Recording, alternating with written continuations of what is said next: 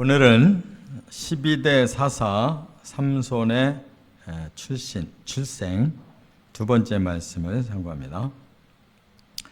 이제 삼손은 지난 시간에 임신하지 못하는 여자 성녀에게서 태어날 거다 이렇게 예언을 했고, 또 여호와의 사자가 직접 그 수태고지를 말했다 그랬어요.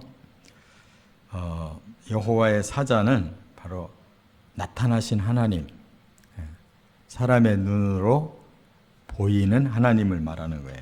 그래서 바로 그 여호와의 사자가 메시아의 역할을 했고, 또 직접 나타나신 하나님이 예수 그리스도십니다. 그리고 이제 삼손은 나시린으로 살 거다. 그래서 이스라엘을 구원해야 된다. 이러한 사명의 사람으로 태어날 걸 예고했어요. 이제 오늘 본문도 그 계속된 과정인데, 이제 오늘은 특별히 이 부부 그 삼손의 아버지 어머니인 이 마노아 부부가 여호와의 사자에게 직접 이제 체험을 합니다. 그것은 이제 특별한 아들을 낳아야 되기 때문에 먼저 그 부모가 하나님 체험이 필요한 거죠. 그래서 정말 이 가정은 부모가 훌륭해요. 그래서 삼손을 그 집에서 이제 태어나게 하셨는데, 역시 사람은 개개인이 다 인격체이기 때문에 아무리 부모가 훌륭해도 삼손이 그 부모의 말을 잘 받아들이고 순종하지 않는 이상은 어쩔 수가 없는 거예요. 그래서 부모만큼 귀한 믿음으로 쓰임받지는 못했어요. 삼손은 너무 그냥 세상적인 그런 멋있는 사나이로만 살고 싶어 했기 때문에 하나님의 영적인 그 깊은 뜻을 이해하지 못하고 그냥 그 생애의 방향은 끌려가듯이 하나님 일을 하게 됐지만, 정작 본인은 그런 마음을 가지지 못했어요. 그래서 부모가 더 훌륭했다는 거. 그래서 우리가 어쩔 수 없는 한계가 있어요.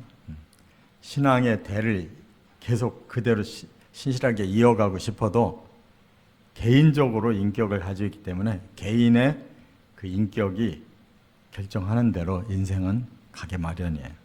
그래서 천국도 개별적인 인격체로 가는 거지 공동체로 가는 거 아닙니다. 오늘 세 가지 말씀을 상고합니다. 첫째는 15절부터 23절에 보면 이적을 주셨다 그랬는데, 이 이적은 부모를 위해 주신 거예요. 삼손의 아버지가 될 이 마노아가 아주 믿음이 좋은 사람이에요. 그래서 여호와의 사자를 이제 만나고는 그분이 특별한 분이다라는 거는 이제 마음에 느낀 거예요. 그래서 대접을 하고 싶었던 거죠. 그 놀라운 그런 말씀을 듣고 하나님의 사람으로서 아주 특별한 분을 이제 만났으니, 또 하나님을 섬기듯이 그분에게도 좀 대접을 해야 되겠다. 그래서 이제 저를 만났으니 잠깐 기다려 주십시오. 제가 집에 가서 이제 그 대접할 그 음식을 만들어 오겠습니다. 이렇게 말한 거예요. 그랬는데 그 마노아가 당신의 이름이 어떻게 됩니까? 라고 물어봤어요. 그러니까 존귀한 분이라는 건 알겠는데 또 통성명을 해야 될 거 아니에요. 그래서 물어본 거예요. 그랬더니 여호와의 사자가 뭐라고 대답했냐면, 나는 기묘자다 그랬어요. 이 기묘자라는 말이 이 원어가 펠리라고 그러거든요.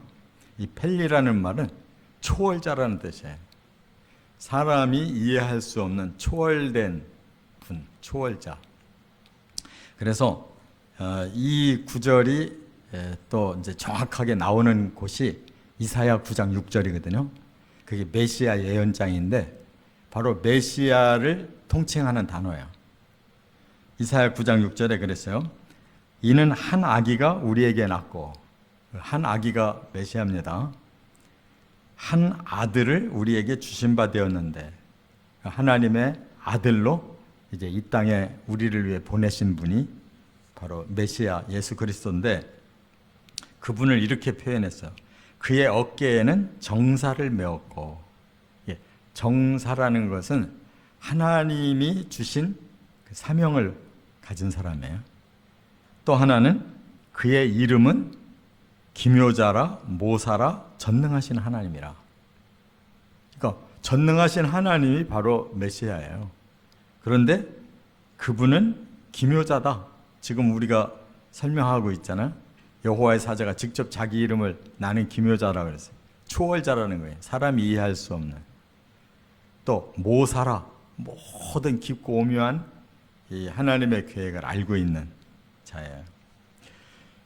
이렇게 여호와의 사자가 구약 시대에도 하나님의 구원 사건에는 이렇게 간간히 나타나셔가지고 그 역사를 일으키셨어요.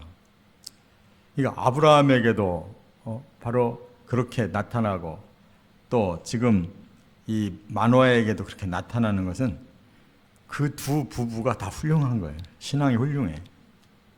그러니까 여호와의 사자가 나타나서 내년 이맘때쯤 아들을 주겠다. 그게 다 아브라함에게는 100살이고 사라에게는 90살인데 불가능한 자들을 보고 그 얘기를 해주는 거예요. 근데 그들 나중에 받아들였잖아요. 마노아도 불가능한 부부인데 그에게 지금 여호와의 사자가 이렇게 아들을 줄 건데 그는 사명자다, 이스라엘을 구원해야 될 자다, 이렇게 말할 때 그걸 받아들이고 있잖아요. 그러니까 부모로서 하나님의 그 계획에 이렇게 믿음으로 반응을 하니까 그들이 참여자가 된 거란 말이에요.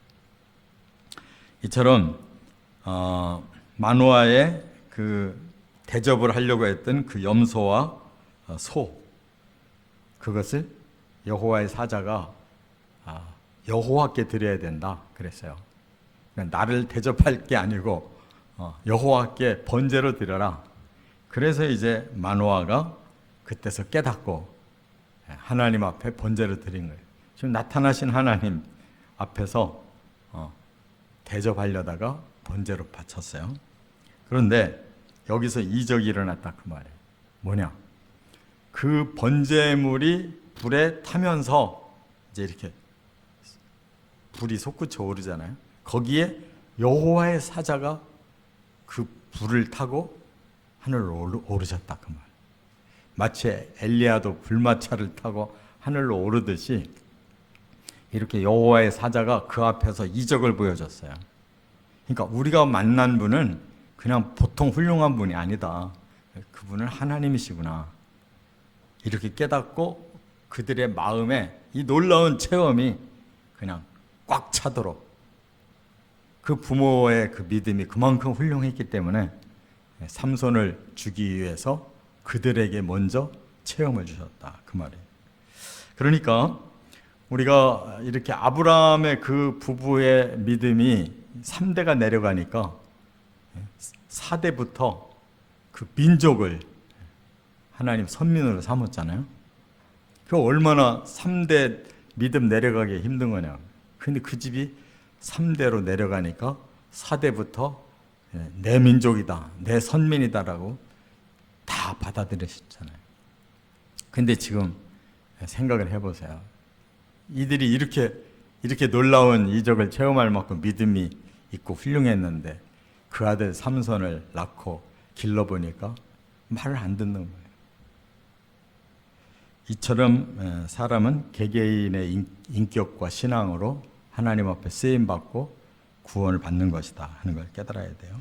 두 번째, 24절에 보면 복을 주셨다 그랬어요. 누구에게? 삼손에게. 여기 24절에 그 여인이 아들을 낳음에 그의 이름을 삼손이라 하니라. 그 아이가 자라매 여호와께서 그에게 복을 주시더니 그랬어요.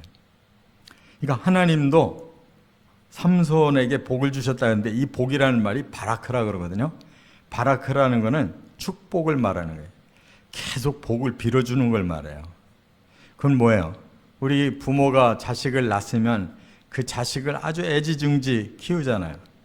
축복이 뭐예요? 그 사랑이 축복이고 그 사랑의 눈길이 축복이고 항상 부모의 마음이 그 자식에게 가 있는 게 복이란 말이에요. 그래서 하나님이 삼손이라는 사람을 이렇게 귀하게 쓰시려고 계속 그에게 바라크의 사랑을 주시는 거예요. 바라크의 시선을 계속 보여주시는 거예요. 그렇게 하나님께서 귀하게 쓰시려고 사랑을 하셨다. 그런 말씀이에요. 예수님도 그 어린 시절을 표현한 말씀이 있어요. 누가복음 2장 52절에 보면 키와 지혜가 자라고 하나님과 사람에게 사랑스러워 가셨다 그랬어요.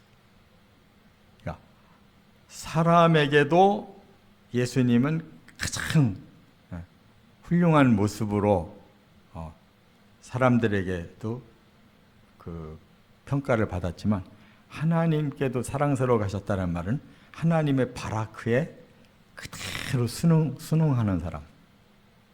그 자식도 여러 자식을 낳았을 때 특히 그 부모에게 아주 사랑스러운 자식이 있잖아요. 뭘 사랑스럽게 생각해서 그 부모가 가진 그 자녀를 위한 최상의 삶의 교훈과 그 모든 함께 따르는 삶이 계속 순종으로 계속 받아들일 때 얼마나 축복을 하며 키우겠냐고 그런 뜻이에요.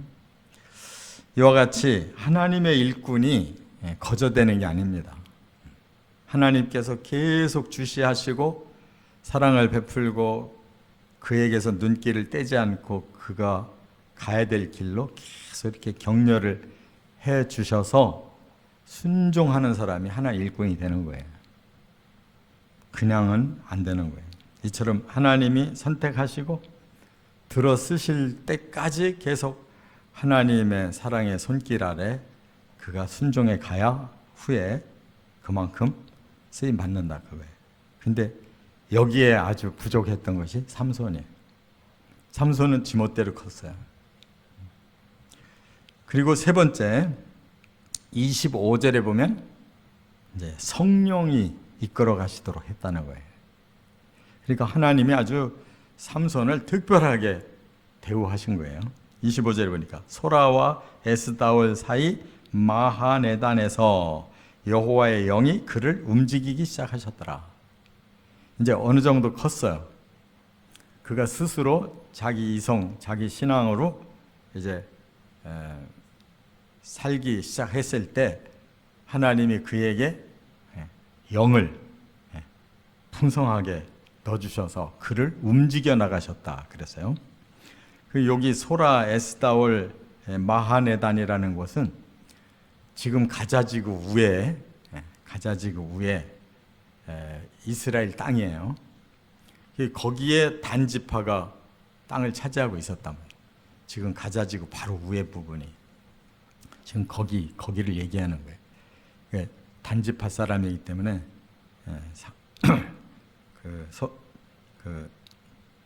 삼손이 그 지역의 새 지금 지명을 말하잖아요.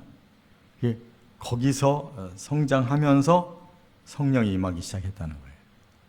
아주 구체적으로 지금 이렇게 얘기를 하고 있어요. 우리도 태어나기는 어디서 태어나고 초등학교는 어디서 다니고 대학은 어디 나오고 그게 있잖아요. 그렇게 커가는 과정 속에 하나님이 성령을 그에게 붙이셨다는 뜻이에요. 그래서 계속 성령이 끌고 가려고 하셨다는 거예요. 근데 이 사람이 성령의 말을 안 듣는 거예요.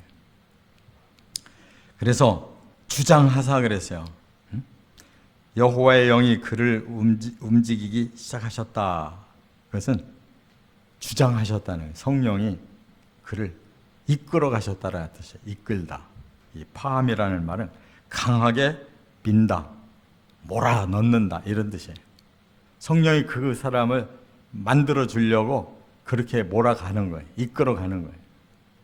근데 그의 마음에 영이 너무나 육적인 생각에 꽉 차 있다 보니까 말을 안 듣는 거예요. 여자나 좋아하고 세상 친구들 만나는 거 좋아하고. 그것이 안타까운 일이죠. 이와 같이 하나님이 정말 그 부모의 훌륭한 믿음을 보고 그 집에 이 귀한 사명자를 보내셨고 또 온갖 정성을 다 쏟아서 축복하시면서 성령까지 붙여서 진짜 훌륭한 사사를 만들려고 하셨다는 걸 우리가 깨달아요. 이처럼 결국은 성령이 이끄는 대로 순종하는 사람만 쓰임 받습니다. 바로 사도 바울 같은 사람. 아주 그냥 대적자였잖아요.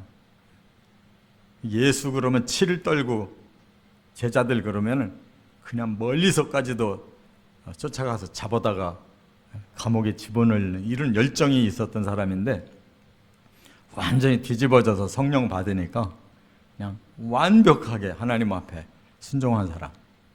그러니까 바울과 같은 사람이 얼마나 놀랍게 쓰임받아 지금 2000년이 지난 지금도 바울 서신처럼 정말 명확한 말씀이 없어요. 바울 서신만 읽어보면 성경 싹 풀리는 거예요. 그런데 그 시대에 이 삼손이 그럴 만한 인물로 쓰임받을 기회였는데 그 개인의 인격이 따르지를 못하고 믿음이 따르지를 못한 거예요. 그게 안타까운 거죠. 그러니까 우리는 바로 이런 과정이 필요해요. 하나님이 이적을 주셔서 체험을 하게 하시고 복을 주셔서 항상 그 우리를 벗어나지 않고 계속 하나님의 사랑으로 키워주시고 또 성령을 붙여서 우리를 변화시켜 가시는데 여기에 순종해야 된다는 거. 우리는 다 뭐 나이는 많아도 영적으로 어린애예요. 어린애. 하나님의 성령에 순종하며 마지막 인생을 바로 잡아가시기를 주의 이름으로 축원합니다.